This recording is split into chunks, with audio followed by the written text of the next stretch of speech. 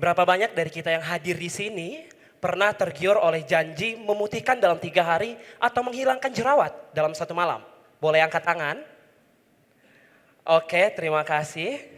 Lalu berapa banyak pula dari Anda, atau bahkan kita semua yang menyesal setelah mencobanya? Industri skincare memang seringkali menjanjikan impian, bukan kenyataan. Coba bayangkan, di tengah gemerlap janji kulit mulus dalam hitungan hari, Anda justru merasakan perihnya kulit rusak dan rasa tidak percaya diri yang kian membara. Dan itu adalah realita pahit yang saya rasakan sebagai korban. Hari ini saya akan memaparkan gagasan dalam esai saya dengan judul Kecantikan dalam Bahaya, mengungkap realitas di balik tren overclaim produk skincare. Saya akan mengajak Anda menyelami realitas kelam di balik kemasan cantik dan janji manis. Mari kita mulai dengan melihat mengapa isu ini menjadi sangat penting. Sejak kecil, saya tumbuh dengan kondisi kulit yang berbeda, yaitu darah manis. Kondisi ini menyebabkan luka di tubuh saya berubah menjadi ruam merah, gatal berkepanjangan, dan meninggalkan bekas luka yang sangat sulit untuk menghilang. Ketika remaja, masalah saya bertambah. Jerawat datang tanpa ampun dan bekasnya seolah ingin menetap selamanya. Rasa insecure saya semakin besar ketika membuka sosial media dan melihat ternyata banyak sekali orang yang memiliki wajah bersih yang diklaim hasil dari penggunaan suatu produk. Tentunya saya tergoda saat itu. Saya mencoba 1, lalu 2, dan berganti seterusnya. Namun hasilnya, kulit saya semakin hancur dan rusak. Ini bukan hanya tentang fisik, tetapi juga mental. Dan saya yakin saya bukan satu-satunya korban di dalam industri ini. Data dari BPOM pada tahun 2025 menunjukkan ada lebih dari 200.000 produk skincare ilegal dan berbahaya di masyarakat. 79,9% tidak memiliki izin edar dan 17,4% mengandung merkuri, hidrokinon, dan steroid yang dapat menyebabkan gangguan ginjal, kerusakan syaraf, kulit menipis dan iritasi, atau bahkan kanker kulit. Dan yang lebih ironisnya lagi, berdasarkan penelitian yang dilakukan Heiko et al. Menunjukkan bahwa korban dari industri ini merupakan remaja dan dewasa muda atau Gen Z seperti kita. Hadirin, dulu kita mempercayai informasi perawatan kulit melalui dokter ataupun ahli kecantikan. Namun kini, sosial media telah mengambil alih peran tersebut. Influencer seringkali mempromosikan produk tanpa melakukan riset mendalam. Gupta et al. Dalam bukunya mengatakan bahwa strategi pemasaran dari influencer mendorong konsumen untuk melakukan pembelian yang lebih impulsif meskipun resiko tersebut tidak disampaikan secara utuh. Beberapa orang atau mungkin Anda berpendapat bahwa di era sekarang informasi keamanan suatu produk sangat mudah untuk diakses sehingga mereka yang tidak cermat harus menanggung konsekuensinya sendiri. Namun hal ini mengabaikan realitas yang ada. Dalam studi The Dark Side of Beauty menunjukkan bahwa strategi pemasaran yang agresif tetap berhasil menipu konsumen meskipun telah melakukan riset. Dan lebih jauh lagi dibandingkan dengan negara lain, Indonesia masih mengalami kekosongan regulasi yang spesifik di ranah digital. Di Korea Selatan misalnya, segala sesuatu yang berhubungan dengan kosmetik, baik dari periklanan ataupun penjualan, wajib melalui verifikasi oleh Ministry of Food and Drug Safety. Bahkan di Uni Eropa telah membentuk Cosmetic Product Notification Portal yang telah terintegrasi dengan sistem pelaporan efek samping dan pengawasan lintas negara. Oleh karena itu, untuk mengatasi permasalahan yang begitu berlapis ini, dibutuhkan pendekatan solusi yang menyeluruh. Mengingat bahwa akar masalahnya adalah maraknya praktik overclaim yang menipu, maka solusi yang dirancang juga harus membongkar dan melawan ekosistem tersebut. Maka dari itu, Sistem Integrasi Keamanan, Advokasi dan Pemberdayaan Konsumen atau SIKAP hadir, merupakan program solusi terpadu untuk mengatasi masalah peredaran, skincare berbahaya dan overclaim di Indonesia. Program SIKAP terdiri atas 3 pilar aksi yang saling menguatkan. Pertama, regulator dan protokol. Di sini BPOM berperan sebagai regulator utama dan komando dalam pengujian produk. Sementara Kominfo di ranah digital membentuk satuan tugas kosmetik yang bekerja sama dengan kepolisian cyber.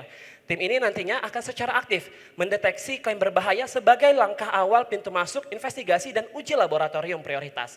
Setiap produk juga nantinya akan dilengkapi dengan sistem label QR dinamis yang ketika dipindai akan menampilkan kartu produk digital produk langsung dari database BPOM. Dan pada akhirnya pelanggar yang terbukti akan mendapatkan sanksi tegas berupa denda administratif, pemblokiran akun, pencabutan izin edar, hingga tindakan pidana. Dan ini juga telah dilakukan di Tiongkok dengan nama QR Cosmetic Supervision yang menunjukkan peningkatan kepercayaan dan keamanan konsumen ketika berbelanja.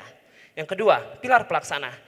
Kemendikbudristek dengan organisasi profesi seperti Perdoski akan merancang program literasi cerdas memilih, merupakan kurikulum edukatif yang berisi cara membaca label kandungan, mengidentifikasi zat berbahaya, hingga mengenali taktik psikologis di balik iklan. Dan untuk memastikan dampaknya terukur, indeks literasi digital sikap akan diluncurkan setiap tahun sebagai rapor pemahaman konsumen yang hasilnya dapat dijadikan sebagai panduan untuk kebijakan selanjutnya. Yang ketiga adalah pilar pengganda. Upaya ini diwujudkan dengan membentuk platform ruang aman konsumen dan program pemulihan korban. Sebagai bentuk dukungan untuk korban yang berisi ruang diskusi aman, pusat informasi terpercaya, hingga webinar edukatif dengan para ahli. Disinilah korban tidak hanya didengar, tetapi juga diberdayakan untuk pulih dan bangkit kembali. Selanjutnya, mekanisme program sikap akan dijalankan melalui 5 tahapan yang terintegrasi. Yang pertama, pelaporan dan verifikasi. Laporan yang masuk dari publik ataupun temuan langsung dari Satgas Cyber akan masuk melalui portal pengaduan yang kemudian akan diverifikasi kebenarannya. Yang kedua adalah investigasi dan uji produk. Laporan tadi akan ditindaklanjuti oleh BPOM dengan uji petik di pasar, investigasi, ataupun uji laboratorium untuk mengidentifikasi zat berbahaya ataupun ketidaksesuaian di dalamnya. Yang ketiga, penindakan dan intervensi. Pelanggar yang terbukti akan mendapatkan sanksi tegas dan korban akan langsung diintervensi melalui program pemulihan korban. Yang keempat adalah publikasi dan edukasi massal. Hasil tadi akan dipublikasikan secara publik dan melalui label QR dinamis tadi. Berguna untuk sebagai edukasi dan peringatan untuk konsumen lainnya. Dan yang terakhir adalah monitoring dan evaluasi berkelanjutan. Satgas Cyber akan terus memantau aktivitas digital pelaku untuk mencegah pelanggaran berulang dan dampaknya dapat diukur melalui indeks literasi digital sikap. Hadirin, program sikap tidak hanya berhenti pencegahan ataupun penindakan, namun program ini juga fokus kepada program pemulihan untuk para korban. Program ini akan melalui 4 tahapan utama. Pemulihan dimulai dengan mengadopsi prinsip psychological first aid, di mana korban akan mendapatkan asesmen dan pertolongan pertama dari para ahli seperti dermatolog dan psikologis untuk menstabilkan kondisi fisik serta emosional mereka. Setelah dirasa aman dan cukup, akan diterapkan kognitif behavioral terapi, di mana korban akan dibimbing untuk mengidentifikasi dan mengubah pikiran negatif yang merusak citra diri mereka. Selanjutnya, melalui kelompok dukungan sebaya, korban akan sadar bahwa mereka tidaklah sendiri. Disinilah korban akan diberdayakan untuk pulih dan bangkit kembali. Dan pada akhirnya adalah transformasi menjadi pelopor, di mana pemulihan bukanlah akhir. Hal ini sejalan dengan post-traumatic growth. Korban yang sudah pulih mempunyai kesempatan untuk bisa menjadikan pengalaman mereka sebagai kekuatan dengan membantu dan menyuarakannya bagi orang lain. Hadirin, keberhasilan solusi ini merupakan kerjasama antara pemerintah, industri, profesional hingga konsumen. Program sikap bertujuan untuk mengubah wajah industri kecantikan Indonesia menjadi lebih baik dengan keamanan dan kesejahteraan konsumen sebagai prioritas. Data dari Indeks Literasi Digital Sikap dan Satgas Cyber akan membuka peluang riset baru dan korban yang sudah pulih juga akan tumbuh menjadi kelompok advokasi yang kuat. Ingatlah bahwa setiap dari kita berhak memiliki kulit sehat. Tetapi kulit yang sehat tidak bisa digapai dengan janji-janji instan yang menyesatkan. Hal ini bukan sekedar masalah pemasaran, tetapi sudah menunjukkan masalah sistemik yang lebih besar di dalam masyarakat. Pengalaman pribadi saya adalah pengingat pahit bahwa di balik janji instan online terdapat bahaya yang nyata. Mari lebih cerdas dalam memilih produk skincare, mengubah luka menjadi kekuatan, membangun perlindungan dengan satu sikap. Sekian dari saya, Muhammad Faruk Azhar, seorang penyintas darah manis yang pernah menjadi korban dari produk skincare overclaim. Terima kasih. Baik, terima kasih atas presentasi dari finalis dengan nomor urut 14. Selanjutnya acara akan dilanjutkan dengan sesi tanya jawab. Untuk itu kepada para dewan juri dipersilahkan. Saya langsung terkoneksi dengan materimu karena sehari sebelum terbang ke Denpasar saya mengisi acara di satu kementerian dan ada yang memotret dari belakang tanpa saya tahu lalu menulis Kang glowing sekali kepalanya, skincare-nya apa? Makanya saya langsung terpesona dengan pemaparanmu, apalagi narasi, artikulasi, ekspresimu mengingatkan saya pada Feni Rose. Pemirsa, tajam silet. Memang harus seperti itu, kita masuk ke masalah yang menakutkan dan mencekam. Karena data yang kamu kutip luar biasa menakutkan memang. Temuan BPOM 79,9% tidak ada yang memiliki izin edar. 17,4% mengandung zat berbahaya. tapi tindakan hukumnya begitu sedikit dan begitu rendah. Bahkan pengusaha-pengusahanya menjadi anak-anak muda yang kaya raya hari ini. Pertanyaan saya sederhana, mengapa negara seperti abai dalam melihat fenomena ini dan bagaimana kami konsumen harus menghadapi strategi pemasaran yang sedemikian manipulatif? Oke, terima kasih Bapak atas pertanyaannya. Mengapa negara kita bisa dibilang masih on off banget ya terhadap masalah ini. Pertama mungkin dari sistem yang ada. Menurut saya sistem yang ada di negara Indonesia ini masih bersifat tidak proaktif. Jadi masih sistemis, masih nggak dinamis. Jadi hanya sekedar menunggu laporan yang masuk. Dan itu pun ditindak ketika memang sudah jelas terbukti, seperti itu. Sementara untuk program yang saya jalankan tadi itu bersifat proaktif, di mana Satgas Cyber sebagai pintu masuk utama akan menjadi pintu atau investigasi awal dengan secara aktif menginvestigasi klaim-klaim berlebihan yang ada di sosial media. Selanjutnya, boleh diulang Bapak tadi? Pertanyaan kedua saya lupa sedikit. Saya malah melanjutkan tadi, kamu betul-betul menemukan sesuatu yang menarik. Kita on off, seolah-olah ini delik aduan, padahal bukan delik aduan kan. Iya benar. Nah bagaimana menghadapi kondisi ini dan bagaimana kami harus menghadapi strategi pemasaran yang manipulatif. Oke, terima kasih Bapak. Kalau untuk dari saya sendiri, selain memang peran pemerintah dibutuhkan untuk menghadapi strategi pemasaran yang manipulatif ini, kita sebagai konsumen, hal yang paling pertama bisa kita lakukan adalah kita membentengi diri kita sendiri dengan menjadi konsumen yang lebih cerdas dan lebih kritis terhadap sesuatu. Seperti itu. Karena menurut saya konsumen yang lebih berdaya itu bisa memberdayakan dirinya sendiri dan orang lain untuk menjadi lebih baik ke depannya. Di antara 3 pilar yang kamu sebut, 3 pilar untuk aksi regulator, di dalamnya ada protokol, pilar pelaksananya itu ada pilar pengganda dan lain sebagainya. Ada 3 pilar kan yang kamu sampaikan. Benar Pak. Yang paling lemah di situ yang mana? Menurut Dalam saya, pengawasan hari ini. Oke, kalau menurut saya tidak ada yang lemah Pak. Karena sebenarnya ini saya rancang untuk saling melengkapi dan terintegrasi satu sama lain.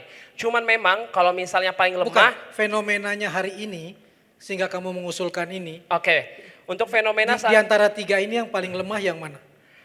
Yang paling tidak peduli dengan kondisi ini. pilar ketiga, yaitu komunitas. Karena banyak banget sistem yang ada di Indonesia saat ini belum benar-benar fokus kepada korbannya. Padahal korban ini bisa kita berdayakan kembali untuk menjadi pilar pengganda yang membantu pemerintah dalam mengupayakan atau ibaratnya mengkampanyekan segala sesuatu yang sedang diusahakan, seperti itu. BPOM? Saat ini sebenarnya BPOM sudah ada beberapa peraturan yang sudah dibentuk oleh BPOM. Cuman lagi dan lagi sistemnya itu tidak proaktif, jadi masih bersifat menunggu laporan atau kalau mungkin bisa kita bilang seperti pemadam kebakaran kali ya, yang baru bergerak ketika api sudah membesar, seperti itu. Oke, makasih. Hai Faruk, Halo Ibu. lagi sudah selesai ya deg-degannya ya. Oke, Faruk, apakah dirimu pemerhati sosial media di mana di situ ada industri skincare yang sedang berantem dan salah satunya di penjara? Saya cukup mengikuti hal tersebut. Kalau mungkin bisa saya tebak, Doktif. Doktif ya? Mungkin saat ini Doktif, Reza Gladys, Sela Saukia. Mungkin kalau teman-teman jarang nggak familiar kali ya dengan nama-nama tersebut, itu mungkin influencer-influencer besar yang sedang berseteru terutama untuk di sosial media TikTok mungkin ya Pak. Ya. Itu adalah bagian-bagian dari mungkin mengatasnamakan korban ya, untuk perlindungan korban. Tapi kita tahu juga bahwa di belakangnya ada industri skincare juga. Bagaimana posisi pemerintah untuk menanggulangi dengan kacamata di depan kita aja, untuk yang melakukan komplain sedemikian kerasnya aja terjerat dengan peraturan dan hukum. Boleh diulang Ibu pertanyaannya? Ya, dengan tokoh besar saja yang berusaha untuk quote unquote melindungi program, melindungi korban, mereka pun juga terjerat dengan sanksi hukum. Bagaimana dengan Faruk sendiri untuk mengusulkan ini ataupun korban-korban yang lainnya yang akan bersuara? Karena kita tahu siapa industri besar yang ada di belakangnya yang akan kita hadapi. Oke, terima kasih Ibu atas pertanyaannya. Sebenarnya untuk menghadapi hal tersebut, selain dibutuhkan regulator dan protokol tadi, sistem yang jelas, kita juga membutuhkan transparansi dalam hal tersebut agar kita bisa juga melibatkan masyarakat untuk membantu dan menilai hal tersebut apakah benar dan baik. Karena terkadang banyak dari konsumen dari yang pihak-pihak besar tersebut, mereka merasa aman karena mereka selalu didukung mungkin oleh bawah-bawahannya ya Ibu. Dan mereka selalu berpikir bahwa mereka punya power yang besar dengan reseller-resellernya atau bagaimanapun. Jadi bagaimanapun kita tetap harus melibatkan masyarakat yang lebih jauh atau mungkin yang pernah menjadi korban dalam hal yang sama untuk menuntut mungkin transparansi dan regulitas tersebut. Oke, next question. Dengan sikap yang sangat terintegrasi secara keamanan, advokasi, dan pemberdayaan konsumen, pertanyaan saya adalah apakah peluang inovasi atau kerjasama lebih luas seperti platform e-commerce atau media sosial global itu juga dibutuhkan? Dibutuhkan Ibu. Seperti kerjasama mungkin dengan platform yang sekarang TikTok ataupun Shopee ya, karena kita tahu sekarang tuh masalah terberatnya mungkin adalah percepatan dunia industri digital di mana lebih banyak skincare tersebut itu dipromosikan melalui hal tersebut, didistribusikan selain diiklankan juga. Jadi kita perlu bekerja sama mungkin dengan pihak-pihak sosial media atau e-commerce untuk bisa lebih aktif menilai manakah klaim yang berlebihan, manakah iklan yang berlebihan atau iklan yang memang sesuai dengan ilmiah seperti itu untuk bisa langsung mungkin diblokir, diturunkan, dilakukan pencabutan izin edar ibaratnya di e-commerce tersebut dan untuk tidak bisa ditampilkan lagi sebelumnya seperti pemblokiran akun seperti itu Ibu. Bagaimana menjangkau informasi untuk program sikap ini untuk kelompok yang tidak familiar dengan teknologi? Oke, mungkin kalau bisa kita ibaratkan di kelompok 3T kali ya Ibu. Itu daerah tertinggal, terluar dan terdepan. Jadi kita bisa melakukan penyesuaian dengan hal-hal yang ada di program sikap. Misalnya BPOM kita bisa memanfaatkan mungkin kader kesehatan ataupun puskesmas sebagai mata-mata untuk bisa melaporkan nantinya ketika ada sesuatu yang ditemukan yang dirasa mencurigakan. Selanjutnya kita juga bisa melakukan untuk segala sesuatu, misalnya di pilar pelaksana, di edukasi, kita bisa tidak melakukan secara digital, tapi kita bisa melakukan penyuluhan yang terintegrasi dengan program-program yang udah ada. Misalnya penyuluhan ketika adanya perkumpulan PKK, posyandu, ataupun arisan. Seperti itu. Dan yang ketiga, misalnya di pilar pengganda, ruang aman konsumen dan program pemulihan korban, bisa kita minta tolong kepada tokoh masyarakat ataupun puskesmas atau bidan setempat untuk bisa menjadi langkah awal atau garda terdepan ketika ditemukan korban seperti itu. Oke, saya cukup. Terima kasih Faruk. Faruk ya, lanjut ya diskusi. Faruk bidang program studinya apa? Administrasi bisnis Bapak. Administrasi bisnis ya. Beda dengan kosmetik ya, bisnis kosmetik itu. Beda Bapak kebetulan. Ya. Jadi Faruk ya, jadi saya termasuk yang senang menulis di media ya. Nah, beberapa bulan yang lalu saya menulis tentang merkuri dan kosmetik ini beserta seluk-beluknya ya. Dan jadi headline di situ. Nah, saya bercerita di situ salah satunya cerita tentang kaisar kuno ya di Tiongkok dari dokumentasi ya. Itu sudah cukup dunia gitu ya berkuasa. Satu yang dia ingin hidup itu adalah hidup abadi, immortal ya. Maka dia memanggil tabib istana, tolong buat saya ramuan supaya hidup saya abadi. Ya, jadi nggak puas ya. Nah, si ini kan ketakutannya, dia punya ramuan memang, tapi belum.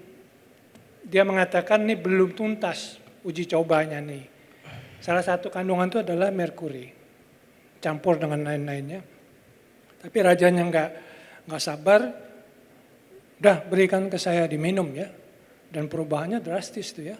Nah si raja mengatakan bahwa memperkirakan bahwa itu merupakan bagian dari transformasi dia ke hidup immortal ya. Tapi kenyataannya ujungnya apa? Mati rajanya. Ya karena makan racun tadi ya. Nah ini merkuri ini sama ya. Jadi dia kalau yang paling berbahaya itu kan merkuri. Hidroquinone nggak terlalu inilah.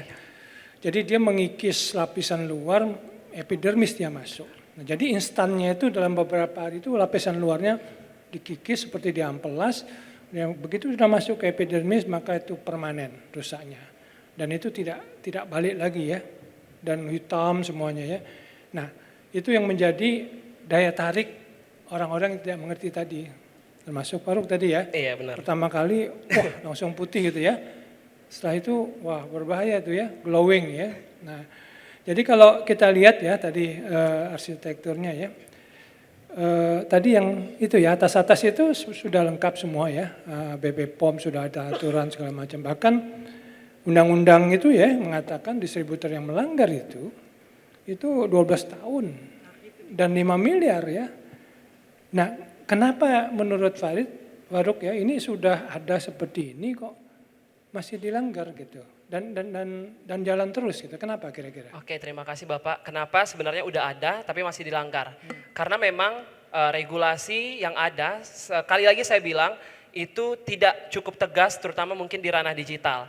Laporan-laporan yang masuk itu hanya sekedar menjadi laporan saja namun tidak ditindaklanjuti menjadi lebih dalam.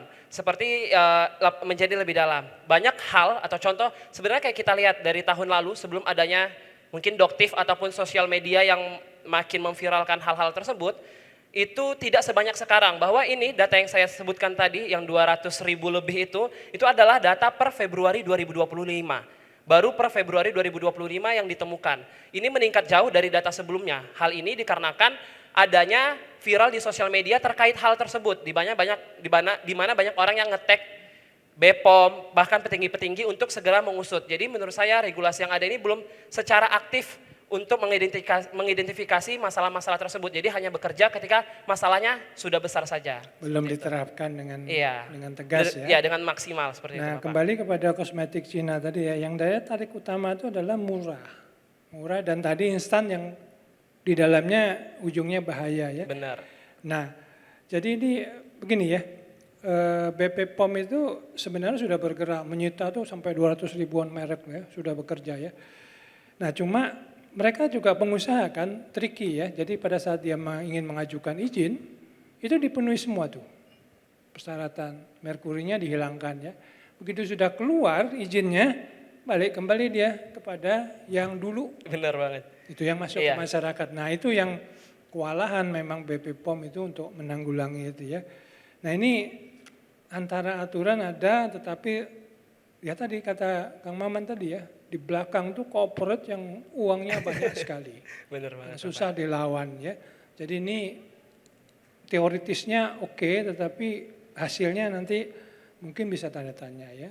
Satu lagi yang tadi ya sudah disebut juga, yang mempromosikan ini kan sering influencer ya. Benar. Tokoh idola gitu ya. Iya benar. Pernah nggak Faruk melihat bahwa kalau dia mempromosikan yang salah dia kena dan masuk penjara gitu? Pernah nggak? Untuk saat ini saya pernah, tapi memang bukan influencer yang besar. Jadi itu masih influencer yang makro. Jadi memang dia ketika saat itu mempromosikan dan ternyata ada pihak ya konsumen yang melaporkan dia ataupun memang membawa namanya ketika dilaporkan saat itu ditindaklanjut dan mendapatkan sanksi tegas dari BPOM ini, dari pemerintah, yaitu dipanggil dan kemudian dipenjarakan. Ya, jadi ini kan fenomena gunung es ya, yang ditangkap-tangkap ini kan yang kerucuk-kerucuknya nih, yang big bossnya masih ada ya. Jadi dalam menyelesaikan ini harus dalam pola pikir seperti tadi ya. Kekuatan ekonomi itu luar biasa dalam hal ini ya. Ekonomi itu kosmetik ini salah satu dahsyat sekali ya. Jadi itu perlu dipikirkan bahwa ini oke, tetapi begitu sudah dilaksanakan ada faktor X yang mungkin tidak bisa dikendalikan. Ya, itu saja. Oke, satu terakhir tadi. Masih ada waktu ya? Tadi disebut 15 tahun, 12 tahun 5 miliar. Tapi fenomena wanita emas Sulsel, Mira Hayati, itu cuma 10 bulan 1 miliar, itu pun masih naik banding. Itu yang tadi saya ingin menekankan soal penegakan hukumnya yang begitu lemah. Sementara tadi kamu menekannya pada pengganda, padahal pada regulator ini nakutin gitu loh. Karena dianggap dikasih jatuhnya minim sekali. Oh, oke, terima kasih Bapak. Sebenarnya tadi Bapak, kalau menurut saya, kenapa saya jawab pilar pengganda, karena memang pada saat ini program-program yang ada itu Pilar regulator dan pelaksana ini rata-rata udah pada ada. Cuman memang yang masih sangat kosong dan absen dari beberapa program yang ada itu pilar pengganda seperti itu.